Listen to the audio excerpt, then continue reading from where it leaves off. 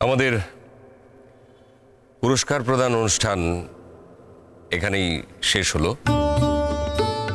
এরপরে আছে সাংস্কৃতিক অনুষ্ঠান। আমাদেরই কলেজের ছেলেমেয়েরা তাদের পার্টিসিপেট করবে। ওরা সকলে মিলে আধ ঘন্টার একটা অনুষ্ঠান করবে বলে আমি জেনেছি। আর থাকছে ইমনের নৃত্য পরিবেশন। ইমন যে শুধু লেখাপড়ায় ভালো তা নয়, ইমন শিল্পকলা তো যে দক্ষ তার প্রমাণ আমরা বারবার পেয়েছি। আর যে কোনো কারণেই হোক, ইমনের একটু মন খারাপ হয়ে আছে।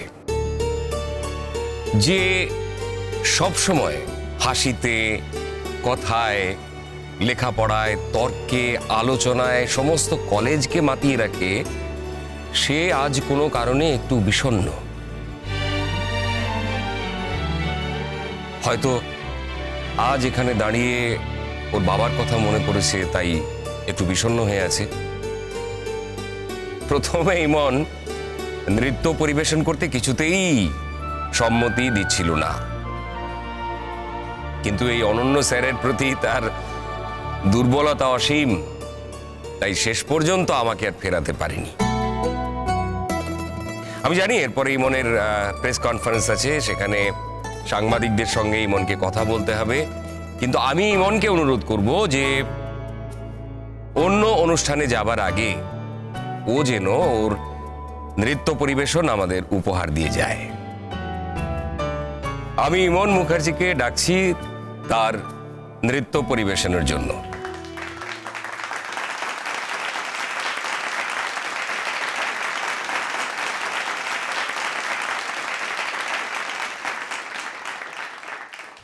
আজ তুমি সবার সামনে ঘোষণা করলে ইমন যে তোমার কেউ নেই। তুমি একবারও বললে না যে আমি তোমার জন্য ছিলাম, আছি আর থাকবো। সত্যিই কি তুমি আমার মন থেকে মুছে ফেলতে চাইছো ইমন? কি অপরাধ আমার? আমি তোমায় একটা সত্যি গোপন করেছি, এ কথা ঠিক, কিন্তু আমি তো এ কথাও বলেছি যেই দিন সময় আসবে সব আমি তোমাকেই বলবো। তবু তুমি আমার উপরে ভরসা রাখতে পারলে না ইমন। তুমি তোমার রণকে চিনতে পারোনি, তাই ছোট গণ্ডি ছেড়ে বৃহত্তর গণ্ডিতে যাওয়ার অঙ্গীকার করে নিলে আর সবার সামনে। তুমি যদি আমাকে চিনতে নাই পারো, আমিও তোমাকে জোর করে নিজেকে চেনাবার চেষ্টা করব না। আমার বিশ্বাস একদিন তুমি তোমার ভুল বুঝতে পারবে, আর সেদিন তুমি নিজেই ফিরে আসবে আমার কাছে।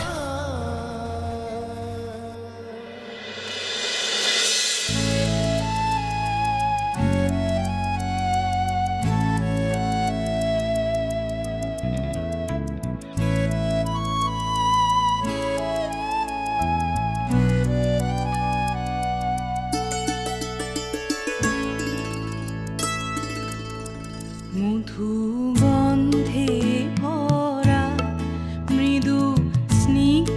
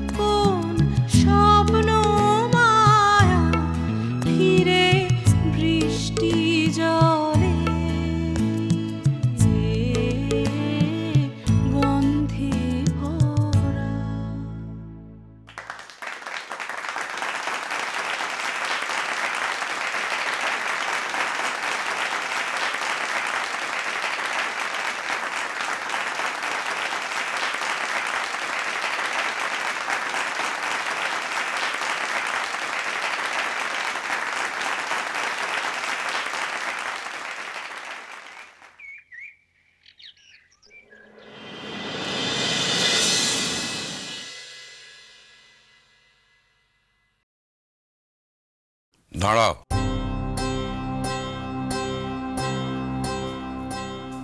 তোমার সঙ্গে কথা আছে।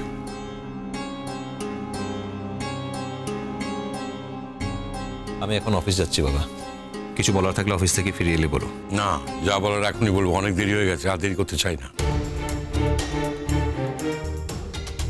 কি এমন ব্যাপার হয়েছে যেটা তোমার এখনই না বললে হচ্ছে না? কোনো এমার্জেন্সি? সেটা তুমি যে বুঝতে পারছো না সেটা আমরা সবাই বুঝতে পারছি, তবে এমার্জেন্সি বলে ব্যাপারটা হালকা করার চেষ্টা করো না। ব্যাপারটা এখন এমন পর্যায়ে পৌঁছেছে যে জীবন মরণের প্রশ্ন। মানে? দেখ রনক, তোর কিছু কিছু আচরণ আমাদের সবার কাছে একটু অদ্ভুত লাগছে।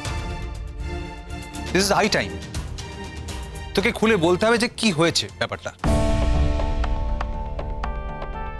তুমি কাল ইমনের প্রোগ্রামে গেলে না কেন? তোমরা কি শিওর যে আমি যাইনি? যদি যেই থাকো তা তো নুকে ছেলেনি। রণ শোনো, তুমি আজকাল বড় মেচ কথা বলছো। হ্যাঁ, আগে তো এত মেচে কথা বলতে নি। এই রণকে মোটে চিনতে পারছি না আমরা। রণ, কাল তুই ইমনের জন্য শাড়ি কিনে আনতে যাচ্ছিস বলে বাড়ি থেকে বেরিয়েছিলি, তারপর সেই শাড়িটা নিয়ে বাড়িতে ফিরেছিলি? আমার একটা অন্য কাজ এসে গেছিল। কি কাজ? কি এমন কাজ তোর পড়ে গিয়েছিল রণ যে তুই তোর বউকে একবার ফোন করে বলতে পারলি না যে তুই শাড়িটা নিয়ে আসতে পারছিস না? আমি যে প্রফেশনে কাজ করি তাতে এরকম ভাবে কাজ আসতেই পারে, সেটা সকলে জানে, আর ইমনও জানে। কিন্তু কাল তো তুমি অফিসের কোনো কাজে যাওনি। ও, তাহলে তুমি আমার পেছনে স্পাইং করছো। Mind your language Rono.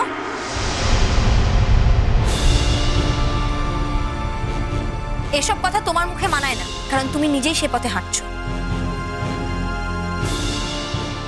তাই তোমার বারবার এটাই মনে হচ্ছে যে কেউ নিশ্চয়ই তোমাকে স্পাইং করছে। আমি কিন্তু করছি না। তোমার অফিসের বস আমাকে ফোন করেছিল কনগ্রাচুলেট করার জন্য, আর তখনই তিনি বলেন যে আজকের দিনটা তোমার আগে থেকে ছুটি নেওয়া ছিল, তাই তুমি যে আজ অফিসে যাওনি সেই জন্য তিনি তোমার ওপর একটু অসন্তুষ্ট নন। আর তাতেই আমি বুঝতে পারি যে তুমি আজ অফিসে যাওনি।